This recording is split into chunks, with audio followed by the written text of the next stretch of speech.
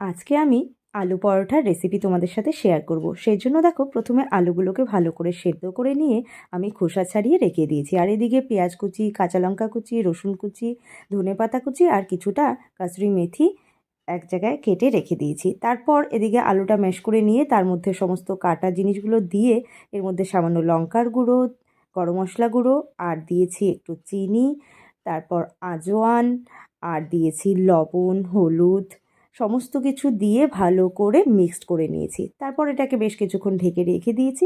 আর এদিকে আমি আটাটা মেখে কমপ্লিট করে নিয়েছি। তো এবার এগুলো আমি অল্প অল্প করে বেলে নিচ্ছি।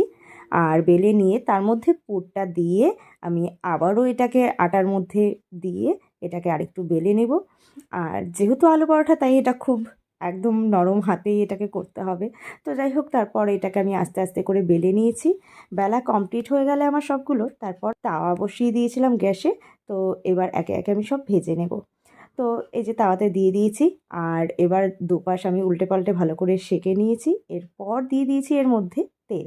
তো তেল ব্রাশ করে দিয়ে আমি এটাকে দুপাশ আবারও ভালো করে ভেজে নিয়েছি। আর নামানোর আগে এর মধ্যে দিয়ে দিয়েছিলাম আমি চিজ। চিজটা যদিও অপশনাল, তোমরা চাইলে ঘি বাটার যে কোনো কিছু দিয়েই ভাজতে পারো। তো আজকের এই রেসিপিটা তোমাদের কেমন লাগলো অবশ্যই জানিও। আর সবাই একবার ট্রাই করে দেখো, ভালো লাগলে কিন্তু প্লিজ কমেন্ট করে জানিও। আর যারা আমার চ্যানেলটা সাবস্ক্রাইব করোনি, প্লিজ চ্যানেলটাকে সাবস্ক্রাইব করে দিও।